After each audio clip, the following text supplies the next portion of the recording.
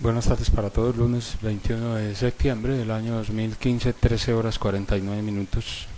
Nuevamente el juzgado séptimo penal del circuito, con función de conocimiento de la ciudad de Medellín, acude a la sala de audiencias número 37, ubicada en el complejo judicial Alpujarra, piso 19, y lo hace con el propósito de resolver la solicitud de nulidad que solicita la bancada de la defensa en esta actuación 2012-128-37, que por las hipótesis delictivas de homicidio, un concurso con fabricación, porte o tenencia de armas de fuego, accesorios, partes o municiones, se adelanta en contra de Carlos Ernesto Cuartas Alzate, Alejandro Alzate Arias, César Mauricio Ceballos Cardón.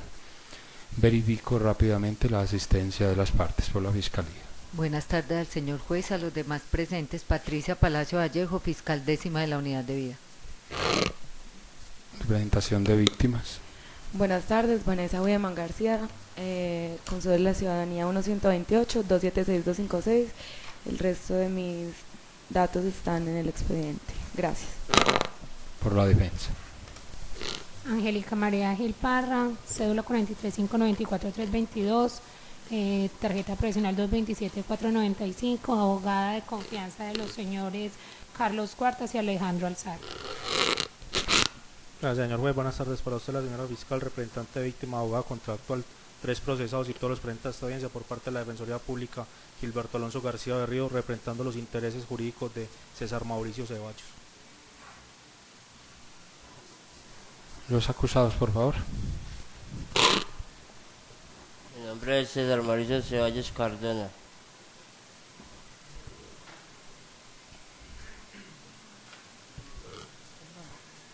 Mi nombre es Alejandro Alzate Arias.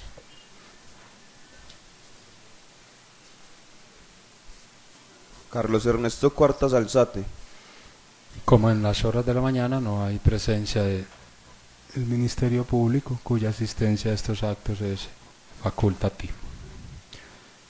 Bien, habíamos suspendido para resolver la solicitud que depreca la defensa, alegando que hay una carencia de defensa técnica de los acusados. Cada uno de los defensores aboca la situación, la una es complementaria de la otra, en donde se hacen algunos énfasis y por ello pues se resuelve si hay o no razón en esas pretensiones. Como sustento de esa vulneración a garantías y derechos fundamentales, dijo la defensa, habida cuenta de que quien fungió como defensor en su momento procesal omitió realizar algunas solicitudes probatorias o no argumentó en debida forma la pertinencia de algunos de los testimonios que fueron inadmitidos en la audiencia preparatoria, lo cual implica determinar si se vulneró las garantías de defensa técnica, igualdad y contradicción. Sobre la defensa técnica se adujeron 2 sentencias que relacionan lo siguiente.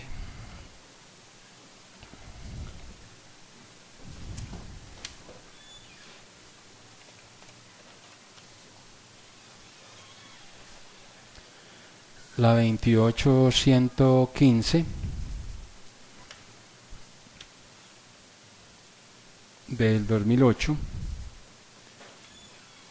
y la 26-827 del 2007.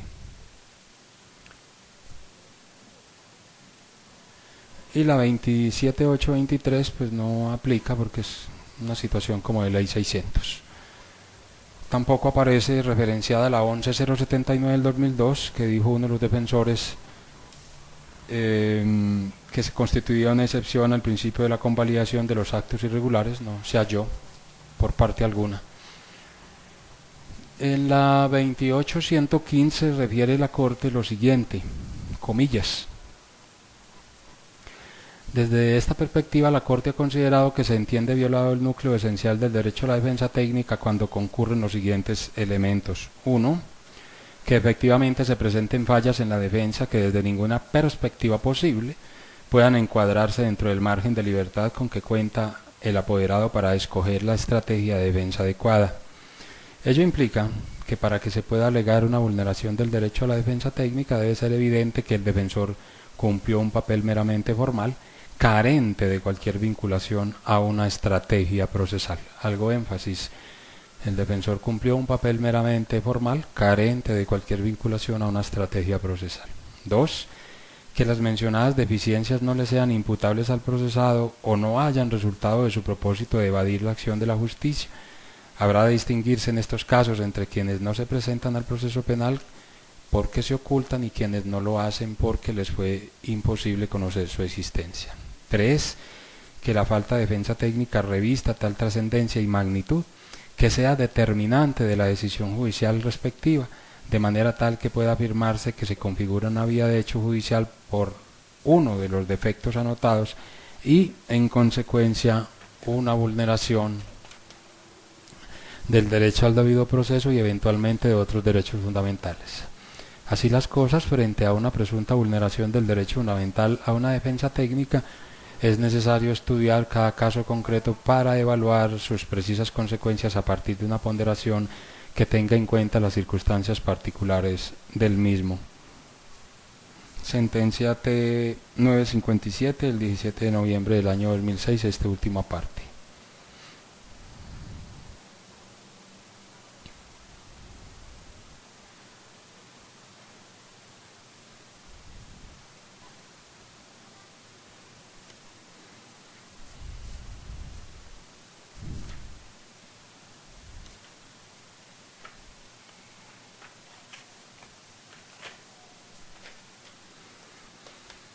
En la 26827, que también se referencia en la 28115, dijo la Corte sobre el particular en sentencia del 13 de septiembre del año 2006, radicación 20345, precisó, comillas, en este orden, de tiempo atrás la Corte ha indicado que resulta vana la simple presencia formal del defensor, pues ha de ser latente la actuación en beneficio del procesado. Sin embargo, también ha precisado que no siempre el optar por no pedir pruebas o participar en su práctica, como tampoco elevar solicitudes o impugnar las decisiones desfavorables significa la orfandad defensiva o un descuido manifiesto de una adecuada defensa, porque la postulación o ejercicio de tales actuaciones no responde a una carga ineludible para el letrado.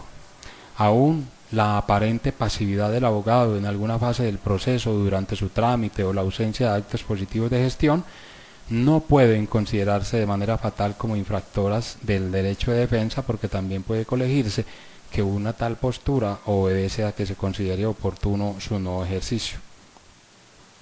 En fallo del 19 de octubre del año 2006, en la radicación 22432, reiteró la Corte lo siguiente, comillas,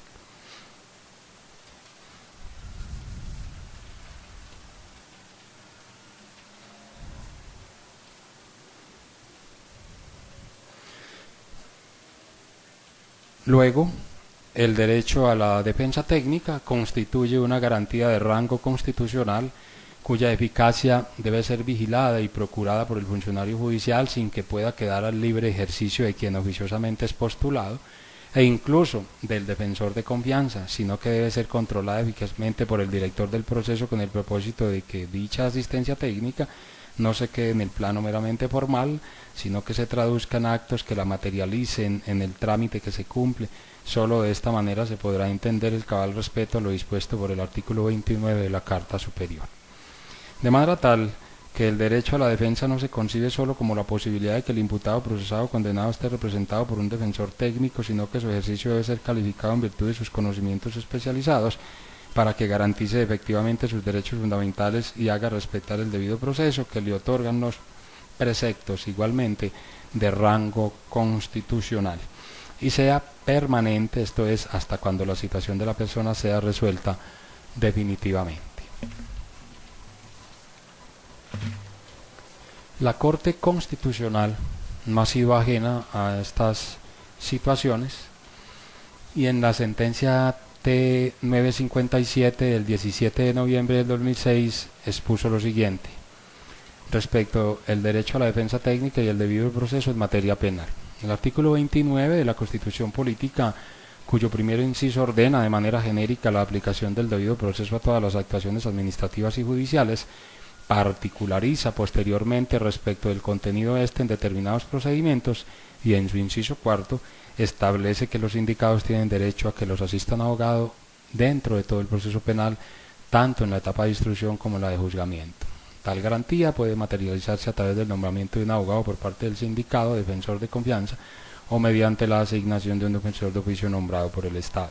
A su vez, en el proceso penal el ejercicio concreto de la defensa está determinado por las facultades de la parte acusada, que son básicamente las de aportar pruebas, controvertir las allegadas al proceso e impugnar las providencias proferidas dentro del mismo.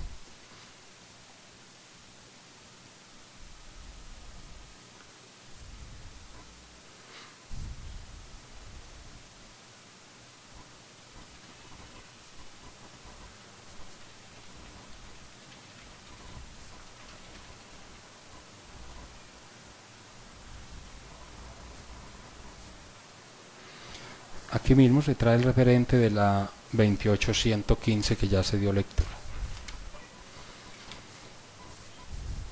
Descendiendo al caso que concita nuestra atención, lo primero que advierte el despacho es que no hubo una correcta hilvanación en la formulación de la nulidad, ya que no se concretó adecuadamente la manera como se afectó la garantía con cada uno de los hechos deprecados.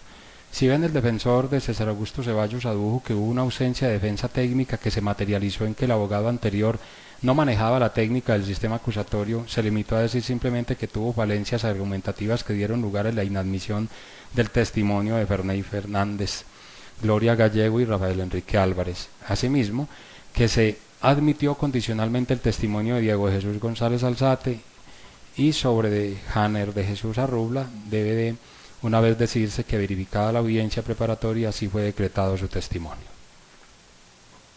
En este sentido se formula al despacho la pregunta si la deficiencia del defensor para argumentar la utilidad y pertinencia de algunos testimonios de cuyas entrevistas se descubrieron constituye una falta de defensa técnica, a lo cual concluye esta judicatura que este solo hecho no constituye un desconocimiento total de la sistemática acusatoria o una falta total de estrategia defensiva. Pues por el contrario, el defensor anterior sí demarcó claramente una estrategia defensiva, la cual se desarrollaba de manera activa, pretendiendo demostrar a través de actividades judiciales la improbabilidad de la comisión de la conducta punible por parte de sus prohijados. Esto lo realizó a través de informe de investigador, plano topográfico y álbum fotográfico. Además, denotó conocimiento de la técnica adversarial, por cuanto, a través de los testimonios que no se admitieron, era claro que se pretendía refutar la teoría del caso de la Fiscalía, en tanto implicaban una presencia cerca al lugar de los hechos, pese a que de la examinación efectuada por este funcionario judicial no cumplieron con los requisitos que imponen los principios probatorios de utilidad, eficacia jurídica, probidad e interés público. Fue así como al momento de tomar la decisión, conforme al entendimiento que dieron las partes, se esbozó que el testimonio de Gloria Gallego no era pertinente no solo porque no se identificó a la testigo, sino además porque no era útil su participación, por el hecho que el sicario pasara por su casa, al igual que de Rafael Enrique Álvarez, quien solo escuchó las detonaciones pero no percibió con su sentido los hechos. Que se condicionara el testimonio de Diego Jesús González a su conocimiento directo, que fue al momento de auxiliarlo, está implícito en la prohibición de hacer referencia a hechos que no le consten.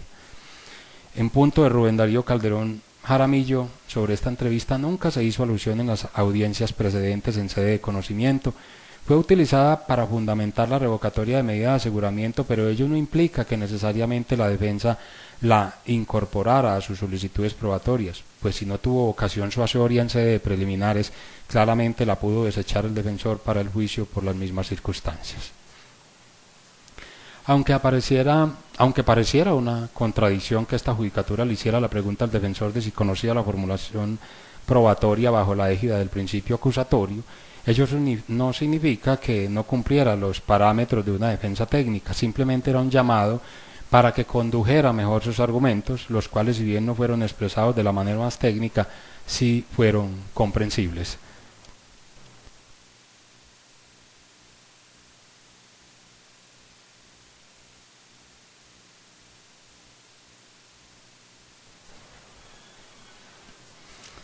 Entonces, no puede invocarse una nulidad con el solo objeto de formular la pertinencia de sus testimonios, pues esto no implica una afectación a la defensa técnica. Además, con relación a las garantías de igualdad y contradicción, ambas fueron fundamentadas con relación a la oportunidad de presentar pruebas, oportunidad que se brindó y no depende de que las pruebas que se pretendan aducir sean aceptadas o no.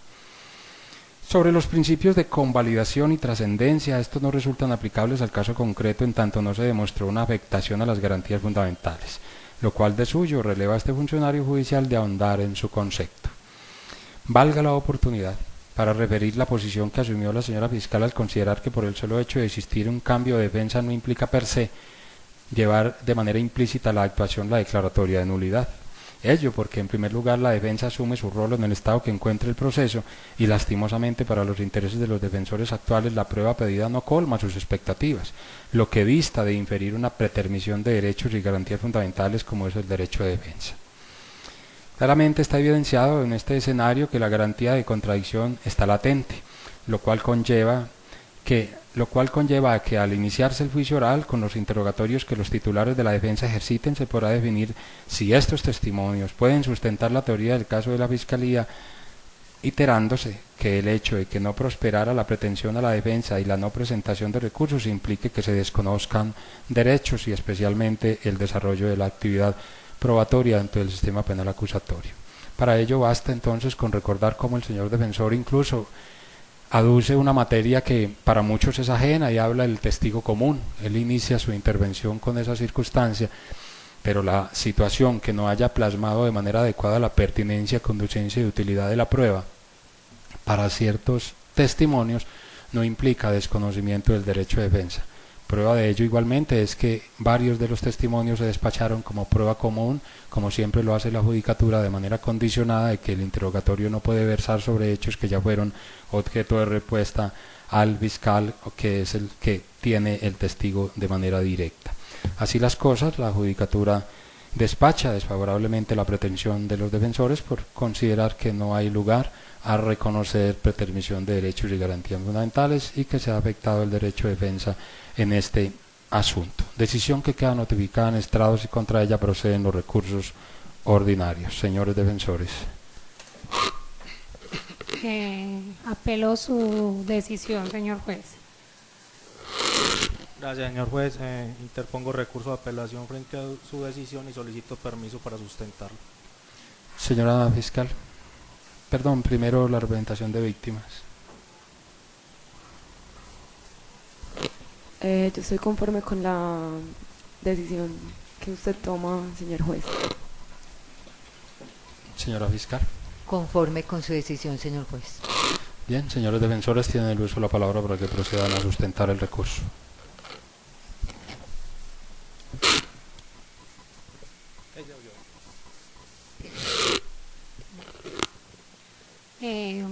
Respetuosamente, su señoría, apelo a la decisión tomada por usted, porque veo que es necesario y fundamental para el esclarecimiento de los hechos que se decrete nula la audiencia preparatoria, no por dilaciones o por capricho de esta bancada o como lo planteó la honorable fiscal, porque las pruebas que encontramos dentro del expediente no son necesarias o no nos sirven para el desarrollo de la etapa de juicio, sino que por el contrario queremos que se realice un juicio justo y acorde a la ley penal, sin detrimento para los aquí procesados y con las garantías constitucionales que revisten este sistema. Ahora bien, uno de los principios básicos del sistema acusatorio de Corte Europea es aquel de la igualdad de armas, encaminado a asegurar que acusador y acusado gocen de los mismos medios de ataque y de defensa para hacer valer los medios de prueba.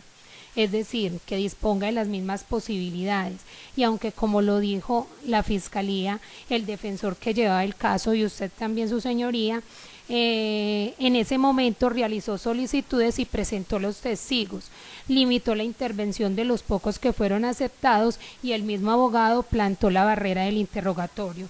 No dejó abierta la puerta para la ampliación y aclaración de muchos hechos que sirven para el esclarecimiento de este proceso, de testigos que tienen que aportar para el desenlace de este proceso. Además es claro, como lo plantea el doctor Fernán Canoso Torrado, en su libro Las nulidades del derecho procesal, página 23, en determinadas circunstancias un acto procesal o el proceso mismo nacen a la vida jurídica, pero carecen de eficacia o de capacidad para producir los efectos necesarios que les son inherentes, es decir, vienen al entorno del proceso válidamente, pero son carentes de aptitud vinculante, lo que significa que sobre ellos no se puede erigir ni una siguiente fase procedimental, ni mucho menos la sentencia como tal. He aquí entonces, su señoría, la necesidad legal de que exista la institución llamada nulidad. Ahora, su señoría, con la nulidad no se ejerce la defensa de un sujeto procesal, se protege la validez y eficacia de estos jóvenes y la eficacia de un proceso o un acto procesal. También es importante destacar, su señoría, que cuando se aseveró que el olvido del defensor de ese momento de solicitar el testigo clave, como usted nos dijo inicialmente, de Rubén Darío, como nos dijo anteriormente Rubén Darío, no es óbice para que se decrete la nulidad de dicha audiencia, pero eso lo que denotó fue el desconocimiento del proceso, la falta de estudio por parte del togado y la dedicación que él debió prestarle a este mismo evento, teniendo en cuenta que este testimonio es crucial y fundamental, es una persona que vio, conoció el hecho y puede dar testimonio certero de lo que condicionó y llevó a la muerte al señor Víctor. Sea cual fuera el concepto que sobre nulidad nosotros tengamos o se tenga, no debe perderse de vista que ello es un custodio tanto de los actos procesales como del proceso mismo. Ello salvaguarda así, independientemente considerados los actos procesales, como también el procedimiento, entendiendo este último como un conjunto de elementos que integra la universalidad llamada proceso. Es por esto, su señoría, que respetuosamente apelo su decisión y espero sea tomada en cuenta.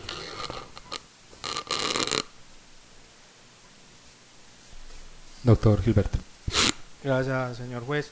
Solicito muy respetuosamente al magistrado ponente que le toque conocer de este recurso de alzada en el Tribunal Superior de Medellín que revoquen la decisión tomada el día de hoy por el juez séptimo penal del circuito que no concedió la nulidad planteada por el suscrito en relación con la audiencia preparatoria bajo los siguientes términos.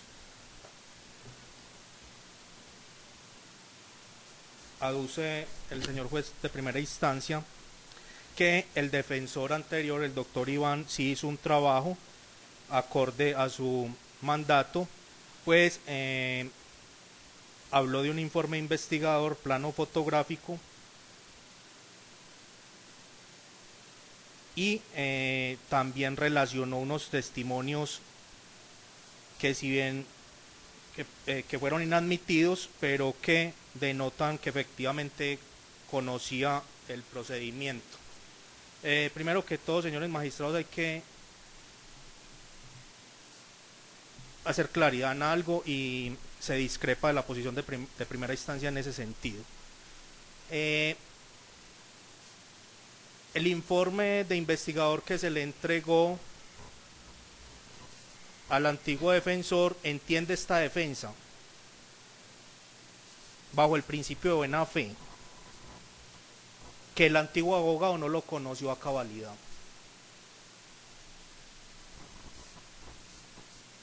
Porque solamente le dio traslado a la señora fiscal por partes. Y dejó por fuera del traslado a la señora fiscal de la entrevista de Rubén Darío Calderón Jaramillo. Entrevista que fue utilizada para pedir una revocatoria de una medida de aseguramiento por el antecesor de él, por el doctor Javier Nicolás. Entonces, no estoy de acuerdo con la posición de primera instancia cuando dice que el antiguo abogado Iván, lo más seguro es que desechó la entrevista de Rubén porque no le sirvió en la audiencia preliminar, entonces mucho menos le iba a servir en las etapas de juicio oral. Recordemos que la audiencia de revocatoria de medida de aseguramiento fue el 11 de agosto del 2014 y la audiencia preparatoria para el juicio oral fue el 19 de febrero del 2015, es decir, casi medio año después. Por lo que denota entonces que efectivamente el abogado tenía un tiempo suficiente para verificar la información de la entrevista y cómo no utilizarla. No voy a hablar de ella porque considero de que de una u otra forma sería contaminar tanto al juez de primera instancia, que debe continuar con el juicio, y al tribunal, pero la entrevista hace parte del plenario, es decir, que tanto el juez como el tribunal la van a conocer y directamente van a entrar a determinar si esa entrevista y ese testigo es necesario o no para la defensa.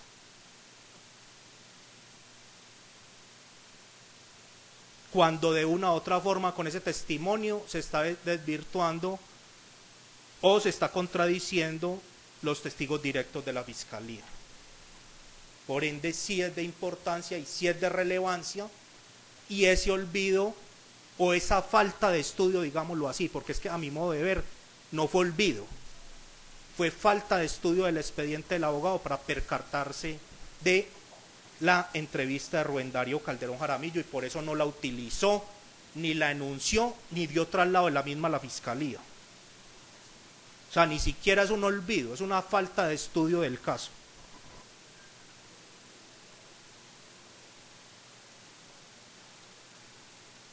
También voy en contravía de la afirmación del juez de primera instancia cuando dice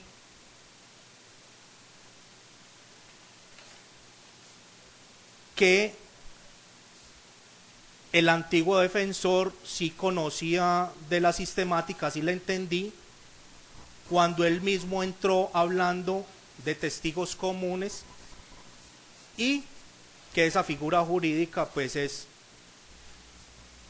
referente al sistema penal acusatorio, y lo que hace entender que efectivamente el letrado conocía y era idóneo para representar a los tres procesados. Señor magistrado del honorable tribunal, si se escucha fehacientemente el registro, vemos cómo varias veces el juez de instancia le explica al antiguo defensor que él no podía, en el interrogatorio que le hiciese a los testigos comunes, volver a preguntar lo mismo que iba a preguntar la señora fiscal, que únicamente lo aceptaba siempre y cuando fueran cosas diferentes a lo que la señora fiscal preguntara.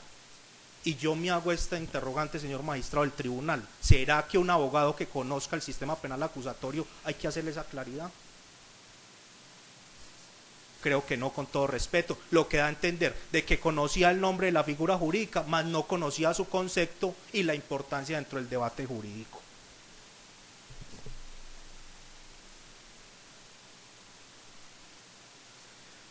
Dice el juez de primera instancia que no hay vulneración a garantías fundamentales porque está latente la contradicción a través de la figura de los contrainterrogatorios, y con ella se puede hacer el trabajo de la defensa.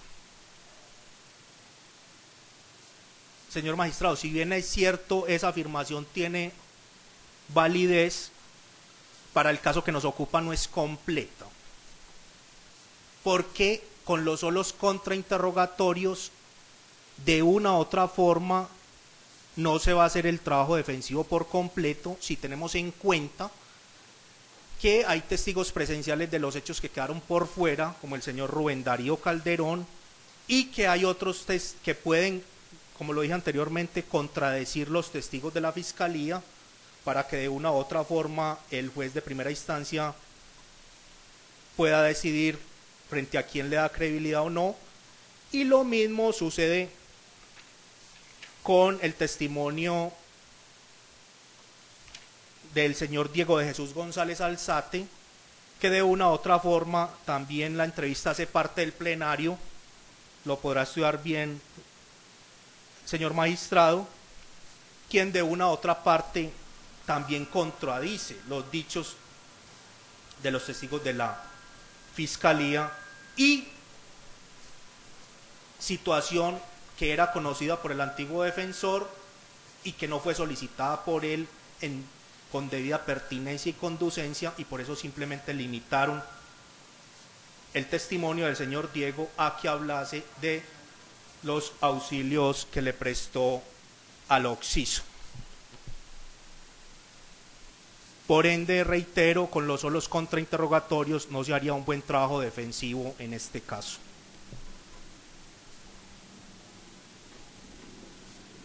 Dice el juez de primera instancia, el doctor Albeiro, que la falta de pertinencia y conducencia no es suficiente para decretar la nulidad. Con todo respeto, discrepo de esa afirmación, señor magistrado,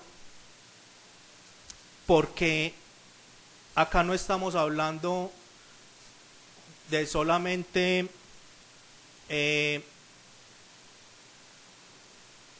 un solo error por parte del abogado, sino varios errores y todos crasos en defensa de los tres procesados, como lo he manifestado incluso al momento de la solicitud de la nulidad. El más grave, no haber pedido a Rubén Darío Calderón Jaramillo. Otro de ellos, no haber solicitado con conducencia y pertinencia el testimonio de Diego Jesús González, quien es un testigo clave. Otro de ello, no lanzar absolutamente ninguna contradicción o afirmación o discordia frente a la solicitud probatoria que hiciese la Fiscalía. Simplemente se limitó a decir, muy bien, están muy bien los informes de policía judicial, no tengo nada más para decir. Otro craso error y que va en contravía de la defensa técnica, no apeló la solicitud de inadmisión que hizo el juez, lo que de una u otra forma convalida que efectivamente no estaba preparado ni siquiera para interponer un recurso en salvedad o para salvaguardar lo que él mismo estaba solicitando en defensa de sus defendidos. Y así innumerables situaciones de las que ya se han venido hablando.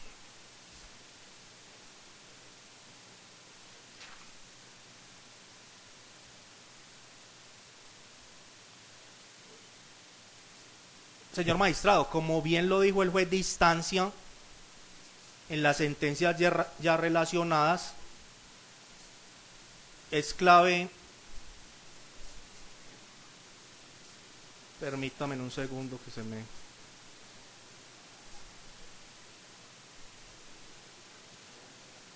Es clave, por ejemplo, traer a colación una parte de la sentencia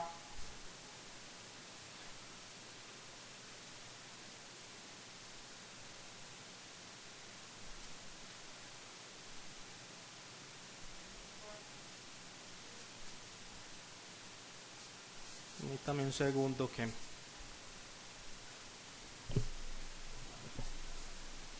Una sentencia, por ejemplo, la del 19 de octubre del 2006, radicado 22432, de la que el mismo juez de instancia habló,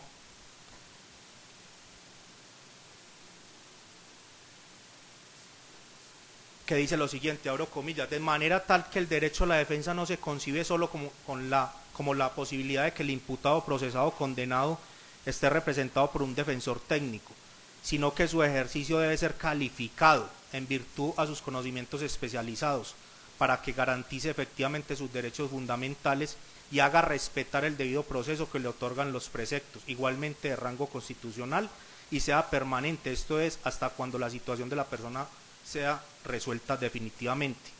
A renglón seguido dice, la Corte ha definido de antaño que el derecho a la defensa técnica como garantía constitucional posee tres características esenciales. Debe ser intangible, real o material y permanente en todo el proceso.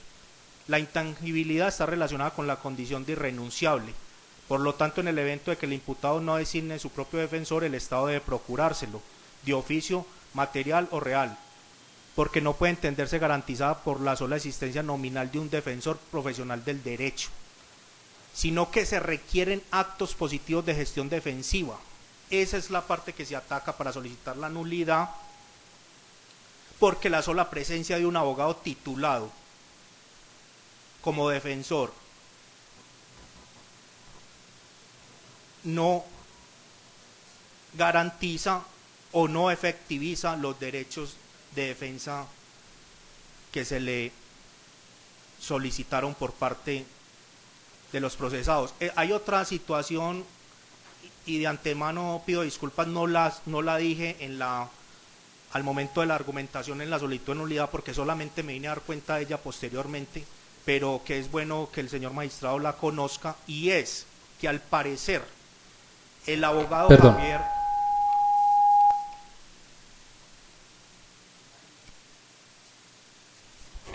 Vamos a referirnos expresamente a lo que este despacho expuso. Si usted refiere algo más, allá se lo van a rechazar y usted sabe mejor que yo. Sí, simplemente era connotar que al parecer el abogado Iván vino a hacer un favor al otro abogado que consiguió un cargo público y que ni siquiera era penalista. Me vine a enterar.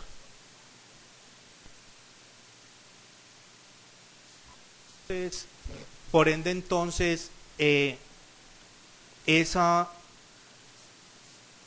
falta de idoneidad y de actos positivos en favor de la defensa de una u otra forma conminan a la solicitud argumentativa de nulidad. Por ende, reitero la solicitud de que se decrete la nulidad desde la audiencia preparatoria y se le dé la oportunidad a mi defendido de que efectivamente pueda hacer una solicitud probatoria en debida forma legal y constitucional. Gracias. Presentación de víctimas, tiene el uso de la palabra si desea intervenir como sujeto no apelante. No tengo nada que decir. Señora fiscal, tiene el uso de la palabra.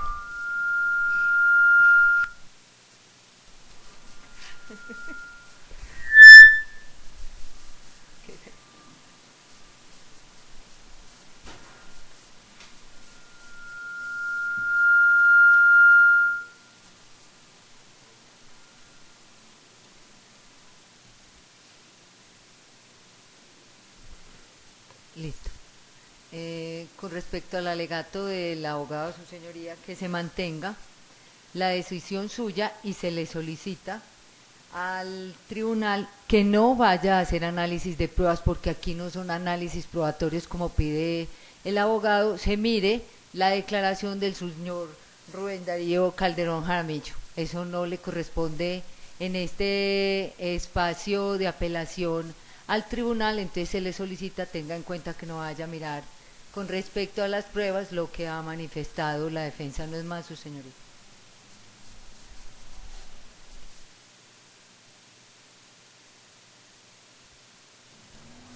Bien, el despacho considera que se ha cumplido con los presupuestos de los mínimos de argumentación para declarar que es procedente la concesión del recurso de apelación ante la Sala de Decisión Penal del Tribunal Superior de Medellín, y esto se hace en el efecto suspensivo. Se enviará entonces lo actuado por intermedio del Centro de Servicios ante el Tribunal Superior de Medellín, Sala de Decisión Penal, para que allí sea repartido al magistrado que le corresponda conocer y decidir de la apelación que argumentaron los dos defensores. Damos por culminada esta audiencia hoy lunes 21 de septiembre del año 2015, 14 horas 28 minutos. Buena tarde para todos. Pueden retirarse.